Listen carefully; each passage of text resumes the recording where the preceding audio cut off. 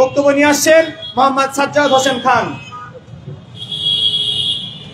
আসসালামু আলাইকুম ওয়া রাহমাতুল্লাহ। জুলাই গণ অভ্যুত্থানের রক্তাক্ত অভ্যুত্থানের মধ্য দিয়ে আমরা যখন হাসিনার রাজনৈতিক পতন নিশ্চিত করেছি, তখন আমরা কথা বলা শুরু করেছি যে কালচারাল আওয়ামী লীগের পতন ঘটাতে হবে। আমরা কথা বলা শুরু করেছি আওয়ামী লীগের যে এস্টাবলিশমেন্ট রয়েছে সেটার পতন ঘটাতে হবে। কিন্তু আমরা দেখতে পাচ্ছি কালচারাল আওয়ামী লীগের পতন ঘটানোর আগে মনস্তাত্ত্বিক আওয়ামী লীগের পতন ঘটাতে হবে। আমরা আজকে দেখতে পাচ্ছি, আমরা শুনি তারা বাংলাদেশি জাতীয়তাবাদের রাজনীতি করেন, কিন্তু তারা স্লোগান দেন তুমি কে আমি কে, বাঙালি বাঙালি বলে। আমরা দেখতে পাই জুলাই গণ অভ্যুত্থানের পরে তারা যেই রাজনীতি করেন, কিন্তু তারা যখন কথা বলেন তখন মনে হয় না তারা বাংলাদেশি জাতীয়তাবাদের রাজনীতি করেন।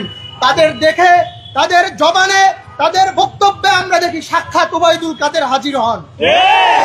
জুলাই গণ অভ্যুত্থানের মধ্য দিয়ে যে সমস্ত মাদ্রাসার ছাত্ররা জীবন দিয়েছে, যাদের খুনের বিনিময়ে আমরা এই নতুন বাংলাদেশ পেয়েছি, তাদের রক্তের সাথে আজ বেইমানি করা হচ্ছে।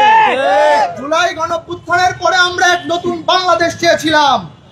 আমার ভোটের অধিকার, আরেকটি ভাই যে স্কুল কলেজ থেকে পড়ে এসেছে তার ভোটের অধিকার একই, কিন্তু আমরা দেখতে পাচ্ছি আজকে আমি মাদ্রাসায় পড়ি বলে, আমার মাথায় টুপি আছে বলে, আমার বাপ লুঙ্গি পরে বলে, আমি মুখে আল্লাহু আকবার পড়ি বলে আমার নাকি ভোটের মূল্য নাই।